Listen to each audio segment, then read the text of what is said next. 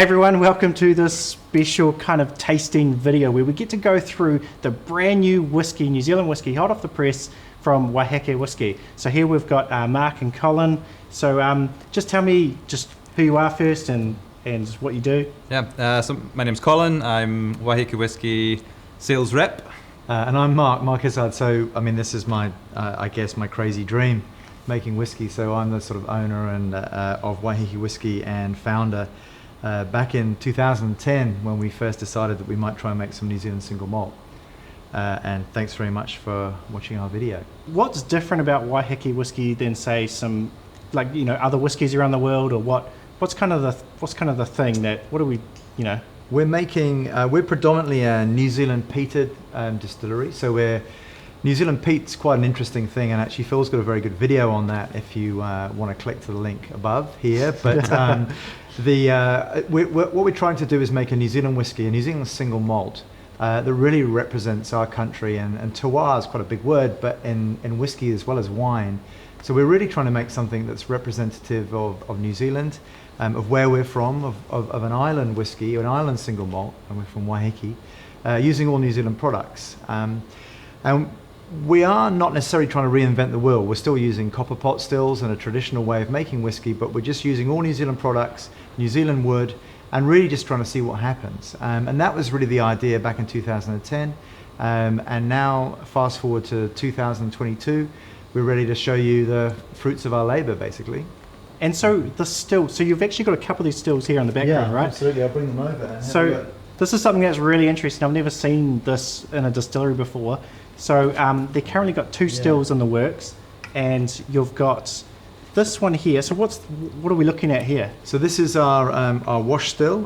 This is really a traditional onion style, flask style still. And this is really, it's our wash still, it's 3,000 litres. It's designed really for a lot of reflux, because we're using peated malts, and we want a lot of that lovely cereally peated malty flavour to come over into our low wines. And so very, very little reflux. So there's nothing too unusual about this. It's pretty broad-necked, but overall, you know, if you went to Lagavulin or somewhere where they made a heavy peated whiskey, you may see an onion or flask type still.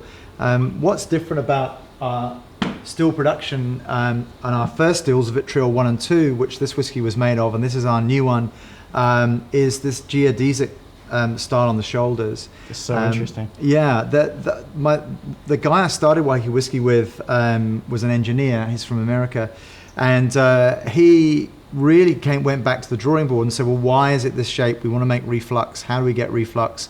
We want more flat sides to get more reflux, more copper contact, and a geodesic is a perfect thing to do that. So our first stills, which we have been running for about 10 years now, are both geodesic shaped.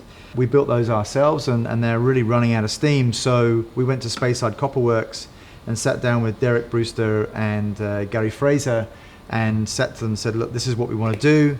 What do you reckon? They thought we were mad, but eventually they came around to the idea, and this is the result. So this is our new spirit still, 2,800 litres, steam fired, 6 mil copper on the base and 4 mil copper on the top, with a nice flask neck. So I mean, this has been a dream for a while, right? Like this, even though people haven't been able to buy Waiheke Whisky up until this point, and you guys are tasting these drams. So like, where did it start? Like, It started actually, like a lot of things, just experimentally. Yeah. We actually started off, one of the other guys involved in the business is a beekeeper. We had a lot of excess sugar, and we started off making meads and honey rums and various things. But I'm a big whiskey fanatic, and after we got into distilling and found out it was legal in New Zealand and we could do it, this is back in 2008, we were experimenting with gins and rums and various stuff. And then we started getting some New Zealand malt and playing around with it and creating some interesting new make. And from there, we built our first still 2010 and started messing around with higher volumes, and the products, we were pretty happy with what we were getting in the way of new make. And so it just really spiraled from there. We built our wash still 2014, which is, and then we really went into a bit of a larger production. Along with Gladfield started making New Zealand peated malt for us. And so then we could really explore this idea of New Zealand peated malt, which is what we have today. That's really cool, and I love like the two parts of it, the malt and the peat both being New Zealand. Like you're not, because I know with some Indian whiskies and stuff, they actually import the peated malt from India, but you're actually getting from Scotland, sorry. But you're getting the peat from New Zealand, and you're getting the malt from New Zealand. Yeah. So, and this malt's from where was it? This is from South Island, where it's a Gladfield malt, so it's there from Canterbury. The peat's from Invercargill, which is Tussock Creek, so it's a bog swamp-based creek. Pretty low in lignin, so it's not as smoky as maybe a sort of Isla peat that you'd be used to, but more of a mushroomy, funky kind of delicious, smooth peat that comes in more on the back end. It doesn't smack you in the face, and we're just gently playing around with peated levels. And as you'll see through the pack, what we've presented you here is some lighter peat and some heavier peat, and then our really heavy peat New Make, which is currently in barrel. It's about 4 or 5 years old, and that will be coming online very shortly. So it's really all about the terroir. It's about experimenting with New Zealand-based product, and that's what's fun. That's really cool. So I guess maybe we should jump into these drams. Yeah, absolutely. I think so. Yeah. If you're watching at home, you've probably got your tasting pack. Hopefully you've already opened it. And inside you'll find your tasting mat. So the sleeve slips off. And lay out your tasting mat. You can put glasses. Ideally you want maybe like a tulip shaped glass, like a Glencairn. If you've not got one of them, whatever you've got will do. You can set them out on each of the circles, and we're going to taste in this order from Peated New Make and then down to Moss, Seris 1, and finish with the Bog Monster. Okay, so first one, the Peated New Make. So first up, this is if you've not had New Make spirit before, this is not whiskey. That's why you won't see the word whiskey near to this, but it is single malt spirit. So it's made purely from malted barley. It's peated, so as Mark mentioned, the peat is from South Island, from Tussock Creek, near Invercargill, and so it's a spirit that will become whiskey once we put it in cask. And in New Zealand, legislation says, well, is it legislation yet or regulations? Nearly 2 years, minimum 2 years, in an oak cask, wooden vessel, until it can be called whiskey. So this is not yet whiskey.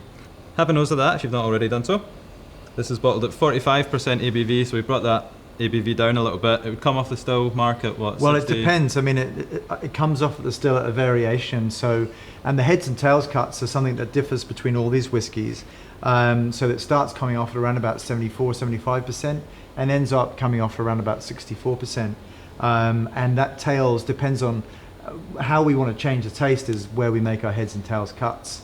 But this particular New Make, which is a heavy peat New Make, which is coming on to some of our newer heavy peat barrels in our shaved retoast wine barrels. We've been experimenting with this. Is coming off at around about 65%. Brought down to 45 just to make it a bit more approachable and just for tasting. So this is the only place really that you can get this. We're not going to bottle this and sell it as a 700ml bottle or anything. It's only in these tasting packs. So okay. Kind of just to give exclusive, just to give you a glimpse of what it's like. Yeah. So on the nose, it's got a lot of cereal character. It is. You know what I'm getting? When I was a kid, I often would put Milo on Wheat Bix. Yeah. I don't know, maybe that's the barley thing coming, coming through the cereal notes. Milo is like I don't know if this is going out to international people, but it will be, good. Hopefully. It's like it's kind of like Horlicks for those people who are in the UK or in Europe. So it's kind of like a malted drink, malted kind of drinking chocolate type drink. Absolutely. Yeah. So huge cereal character. Of course, you got that bit of smokiness, a bit of the peatiness, kind of an earthy character. Definitely getting those salty notes as well. That kind of And then on a good New Make spirit as well, you want to look for a bit of fruitiness. And I think in this one we get a kind of raisin, currant type, maybe blueberries. I think we put in the tasting notes. Yep. Yeah, definitely. Oh, cheers. Cheers. On the palate. Cheers to you, Phil. Cheers. I mean, normally with New Make, I expect something to be, no matter what the distillery, that's going to be quite hot and burny. And it definitely has a little bit of that, but not as much as you would sort of expect. And maybe that's the peat kind of hiding some of, I don't know, the peat working with it. It's quite interesting. I think it is like warming, certainly. Yeah, definitely. I don't know if you call it hot particularly, but it's warming. You get, I think, that salinity that comes through as well. And that's kind of That's, I don't know, Mark, would you think that's coming from the fact that we're on an island and we're Well, it's interesting. I mean, close to the sea? This is actually made out of rainwater, which Sure. comes off the roof of the barn of the shed that we make the whiskey in, which is our main water source. We don't have reticulated water on the island, although we do have a bore for processed water. And we use RO water for diluting, but we're right by the sea, so we know we're an island. For those of you who don't know, Waiheke Island sits about 30 kilometres outside of Auckland City, and the distillery is about 100 metres away from the water. So we've got that briny, salty tang, a lot of salt on the roofs, gets blown into the water. We filter it through a bit of a charcoal filter, but it certainly doesn't take away too much of the mineral content. And so you're getting that, there's definitely that saltiness towards the end, which is personally what I like in a whiskey. But and then the aftertaste, the New Zealand peat's interesting. It's got that mushroomy, almost like a umami kind of back end to it. There's something in there that's a bit thick and there's an earthiness that's normally with earthiness I kind of think about wine, because a lot of wines have earthiness to it, but this definitely has that sort of mushroomy earthiness. It's about a 3.5 day ferment, and some of these whiskies, as you'll know from your tasting mats, have different type of yeast in them. This is an anchor yeast, a New Zealand yeast, a distiller's yeast, and we can talk a little bit more about yeasts later. But definitely we notice the yeast makes a difference to the ferment, the length of ferment, and of course the heads and tails cuts. But really, that's about as raw as Waiheke whiskey as you're going to get. So, what are we on to next? Sweet. So we'll move on to Moss. So Moss is one of our lightly peated expressions. This one's bottled at 44%. It was interesting when we played around a little bit with the bottling percentages, and I was kind of saying to Mark, we're gonna go 46. We're gonna go 46. It's the golden number. But then we played around with it, and we found that actually at 46 compared to 44, it lost the peaty character. Oh, interesting. So actually 44 was where it just sat best. But wow. But again, all the whiskies are non-chill filtered, no colouring added. So so we just found that 44 worked for Moss. Fascinating. So it's lightly peated, again, Gladfield malt. This one and the next one that we'll taste, Seris 1, they're both lightly peated. And then Bog Monster is going to be the heavily peated one.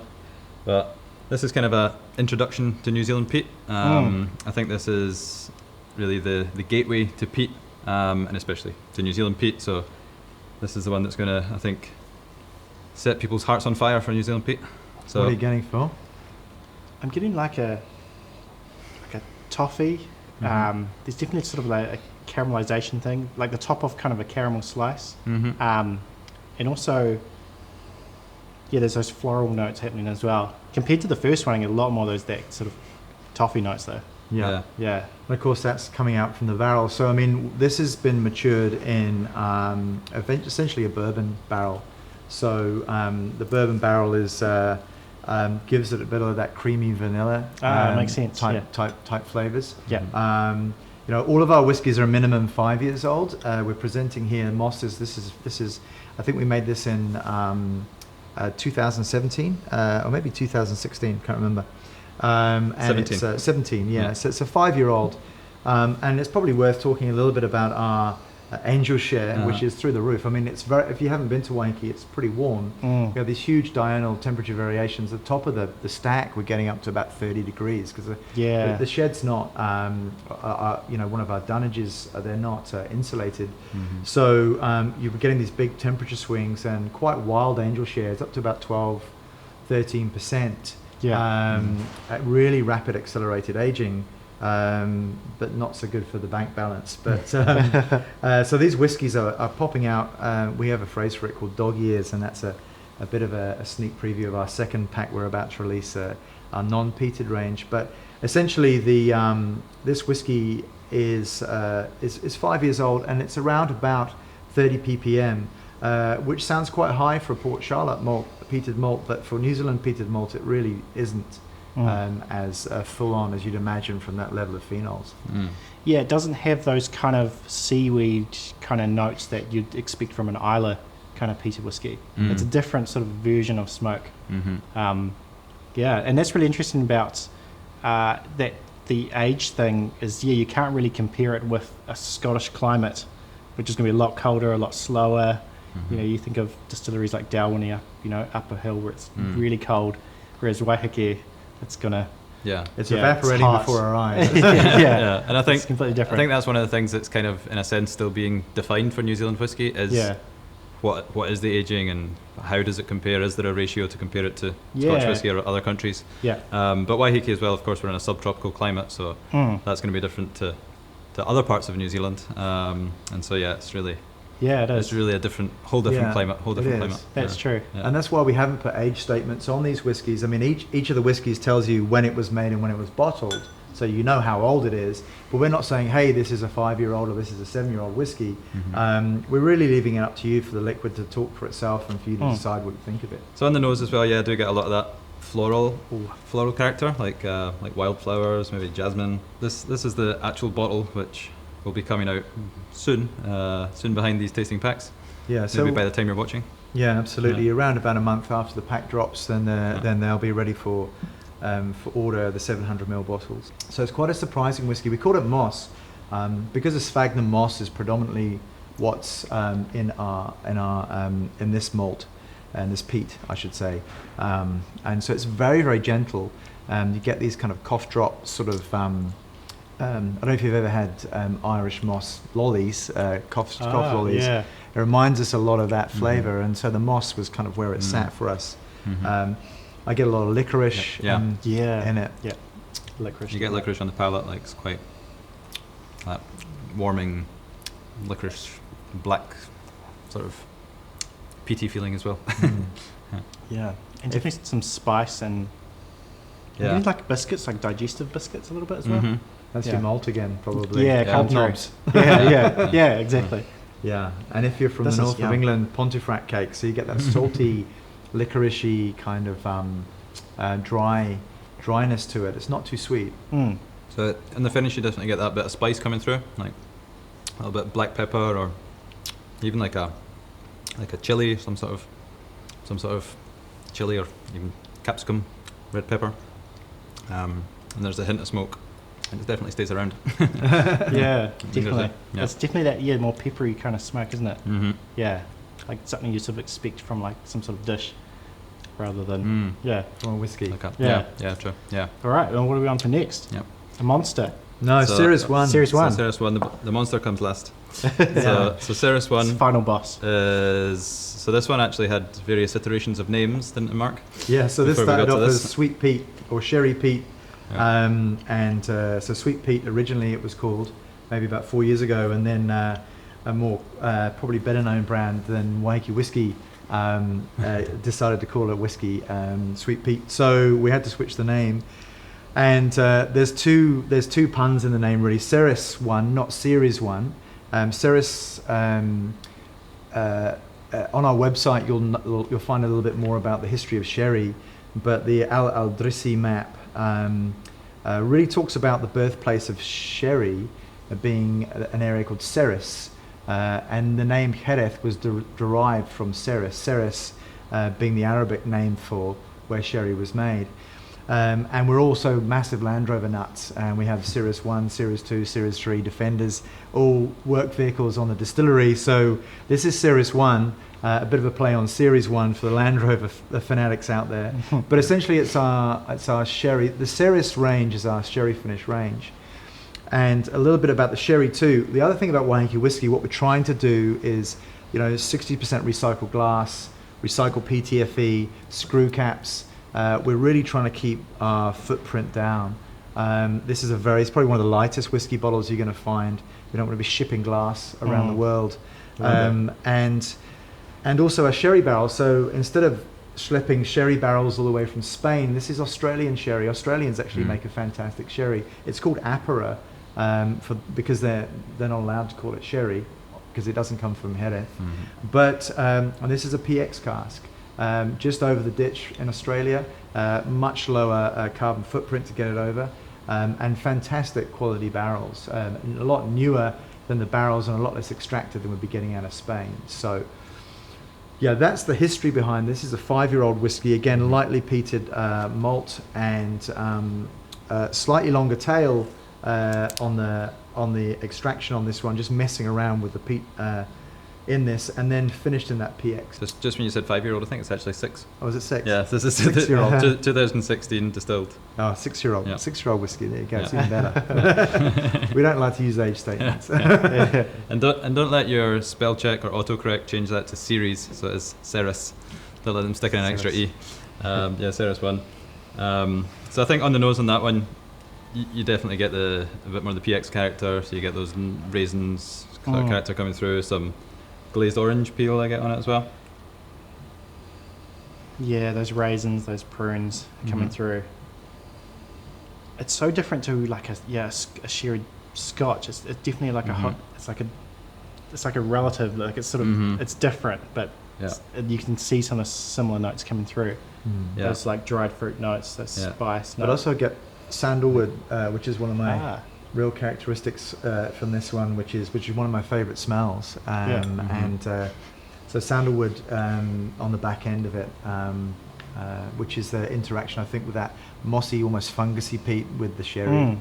And so this is the same level of peat and ppms as moss as the previous one, so that's about 30 ppms, lightly peated. So all of these have peated in some way, so including this one's also got peat. They're all peat. This is our Adventures in New Zealand peat pack, so everything. I'm sorry for those of you who aren't peat heads.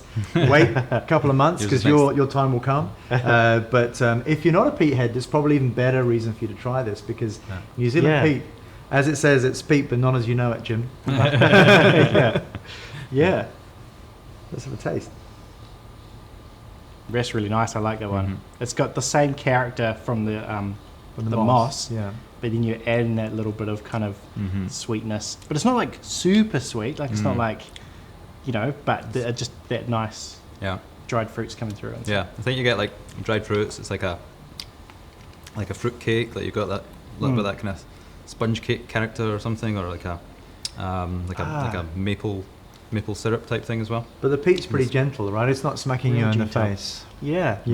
And it comes later. It we call it mushrooming peat, so it kind of envelops at the end of it's not up front. It's quite unusual. I mean, it's a completely different form of compound. I mean, that it's raupo, it's reeds, it's rushes. It's still about 6,000 years old, but it's relatively shallow cut peat, and it's quite wet peat when it comes out, and then it's dried, but it's just doesn't have that huge smoke to it. It doesn't. And that's what's so fascinating about, because I guess most peated whiskies that people have had has generally probably been from Islay and that sort of thing. But peat is, it's different things that have broken down over the years, and the other side of the planet is going to have a completely different terroir and different kind of... Different dinosaurs. Different dinosaurs. So if you're one of those guys that says they can't stand that Lagavulin stuff, then give it a go, because you might be pleasantly surprised. Yeah. And I think on the finish on this as well, you get like quite a nutty character, like a marzipan as well. It's so unique. I just haven't had anything really like it. I mean, that was the plan. I mean, these whiskies are designed to be... they're our first releases, and so, and it's been a baby. We've been going, 12 years. This has been in the making, this pack. And I guess that we wanted to release something that was different. That wasn't a facsimile of Scotch. We were not trying to make Scottish whiskey in New Zealand, which is great. I like that. And so we're trying to make something which is a single malt, which someone will pick up and say, yeah, that tastes like a single malt whiskey, but it doesn't really remind me of any other single malt whiskey that I've had. And if someone says that, I'm not sure what it is, and that makes us happy. Yeah. Definitely. It's got its own character. Yeah. And what's the next one? It looks like a monster. Yeah, indeed. So final whiskey on our flight this morning, whatever time you're in, is Bog Monster. So it's our most heavily peated single malt. The previous two, of course, were lightly peated. This one's peated to, if we were to compare it, around about 40 ppms, a real monster.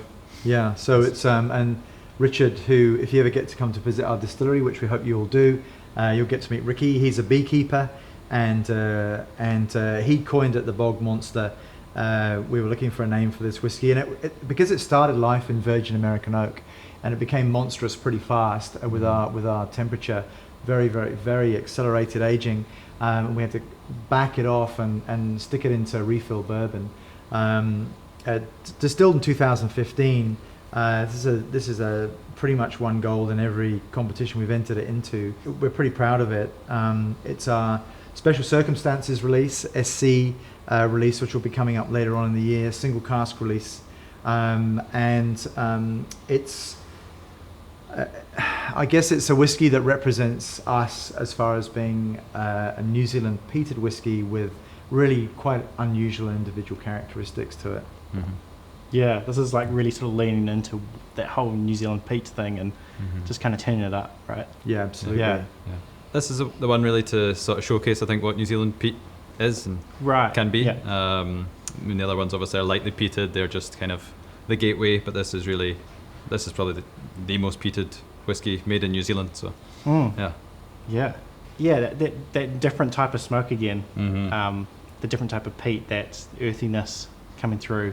Mm-hmm. And did you say 6 years, or how many years was this? 7 years. 7 years old. 7 years in barrel. Yeah. Because you're definitely getting like a lot of those sort of, almost like, well, for me, I'm getting some of those mapley kind of ex-bourbon notes as well, kind of coming through. Mm-hmm. Yeah. So that'd be from the Virgin Oak. I think for me as well, I get a lot of, like, you get the cereal character still there, which I think now comes across like a toasted oats. Some kind of a sweet bacon. So it's just like bacon on a Sunday morning. Just it is.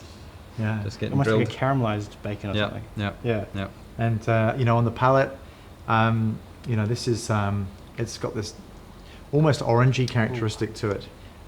Gets salted caramelly kind of notes coming through, and quite an interesting taste. Yeah, there's a little bit of sessiness and citrus coming through on the palate that I wasn't getting on the nose. It's coming out. Yeah. I think everyone who tastes it, like who thinks the nose and the palate are completely different on this whiskey. Yeah. So, Yeah. But then the finish is different again. I'm not getting as much citrus in the finish. Yeah. And it's all relative to what I'm getting. Yeah, I get like an astringency kind of on the palate, like a bit of a feeling of a bit of effervescence, which is quite fun. Yeah. And this. So the moment we've popped this into your sample pack.